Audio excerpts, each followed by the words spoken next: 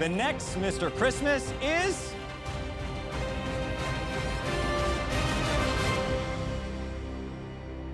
Craig, you are Mr. Christmas. America, we have found Mr. Christmas, and he is wonderful. Day one, he got me. I'm a little sucker for funny. When you're funny, you get my heart. So day one, Craig really impressed me. Craig, welcome to the Hallmark community. We're going to welcome him with open arms. Honestly, it's still a bit surreal. I mean, I feel like my reaction each of the last 4 eliminations has been the same. It's just like, you're holding so much stress, you're holding so much tension because you want to advance, you care. So when you hear your name, it's just like you can breathe again. You know, I had so much joy, but man, I was nervous. This is validation that I'm where I belong. I've known it, I've believed it, and now I can say it. And I can kind of, use this to continue moving forward. Merry Christmas. Look at that smile. This is real. Only one of us can win this thing. We've had so many amazing guys compete this season on Finding Mr. Christmas that it was really hard to determine a winner. But I think what's so special about Craig, and I think what secured his win, is his willing to come into this competition and grow. Not only as an actor, but as a person.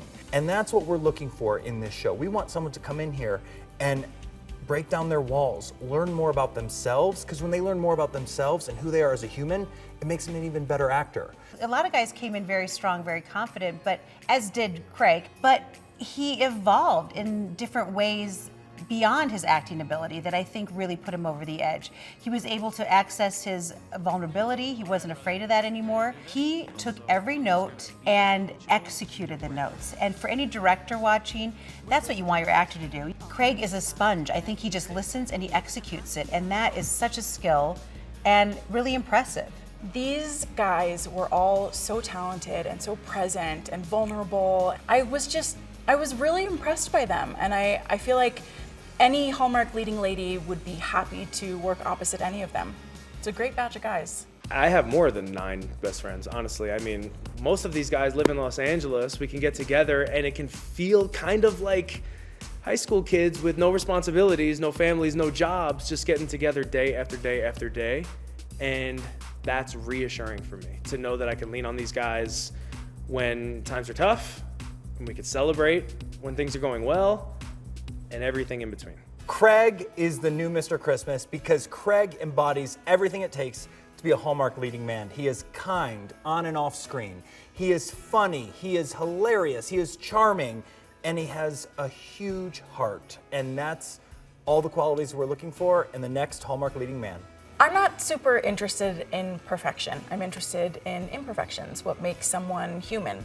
So I would say the perfect Mr. Christmas is a human Mr. Christmas. And I think that these guys really showed their human side. It was great not only working with them as actors, but getting to know them as people. What's so great about Finding Mr. Christmas is that no 2 seasons are alike. They're all completely different because we have 10 living, breathing human beings who are here competing. And so with that comes a different energy, a different vibe, a completely different show. And so season 1 is completely different than season 2. Neither one is better or worse, they're just completely different. Everything was bigger this season. We asked more from them as far as just on every level we asked more. Like, we legitimately just leveled up everything to the point of should we be doing this? Even the shots, the way it's shot looks just bigger and better. Season 1 was amazing. I walked into season 1 thinking I was gonna have a great time, and I walked out going, this was something special. Season 2, I'm walking out going times 100, just on all the levels. For the Star Quality Challenge in the finale of Finding Mr. Christmas, I got to be on set with not only Melissa and Erin Krakow and Christopher Palaha and do a scene with all them, but we got to actually act in a scene with all 3 of our final hunks. And so it was an embarrassment of riches because you have so many amazing Hallmark stars in this scene with you, but then you have our new stars, and to see how each one of them did something completely different and how each one of them shined in a different way, it's just like, it's a masterclass for me as an actor. The hardest part of the competition for me was when I was placed in the bottom 2 for for the first time. That was about halfway through. And I don't want to say that I sulked, but it was demoralizing. And I kind of sat in that for a little bit. But then I looked at it as an opportunity to kind of inspire myself to use what's been given, to use what I've learned and open up, show the more vulnerable side of me, and ultimately end up where I ended up. And so it was the lowest point, but it's also kind of the thing I needed the most. I think the most important thing that Craig can do as a Hallmark leading man is to remember that we are all a family, and it's not just what you do on screen, but it's what you do off screen. Not just with the crew, but with the fans. You are a vessel for them to see themselves in these stories. And so you have to be open and available to receive all their love, but also give them all your love.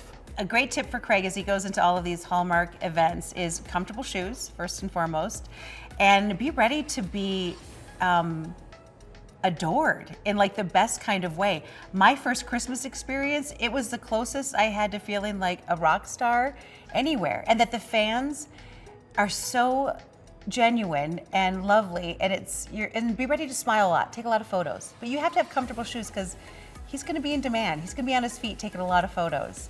The Hallmark fans themselves are their own community, and there'll be little Craigers out there that'll form a little band. Just be ready for the love. Gosh, well, I'm not sure these guys really need advice. They're clearly on the right track. But I would say to Craig, I'm excited to work with him one day. And to our runners up, I would say, keep doing what you're doing. Clearly, you're doing it well. I mean, I see bright futures ahead for all three of these guys. I did come in with confidence, and that doesn't mean that I wasn't still nervous at times. I just did the best I could to kind of channel those and use those. But what I learned was that being willing to open up and show vulnerability and be a big sobbing baby at elimination, that really helped me, not just as an actor, but as Craig, as a human being. And now I can add that to my toolkit. And I feel like that's one really big tool that I've been missing. Now that it's in there, I think I have what it takes to be a Hallmark leading man. I'm gonna spend the holidays the way I always do. I sit in my sweatpants with my husband and my dog, and we catch up on all the Hallmark Plus that there is. We watch everything that we weren't able to watch all year. We sit down, we get a bunch of cookies and junk food, and we just sit and binge watch. I'm not sure how I'll be celebrating the holidays. Hopefully there will be relaxing and hot cocoa and watching Hallmark Christmas movies. Well, I start celebrating Christmas like everybody does, September 2nd.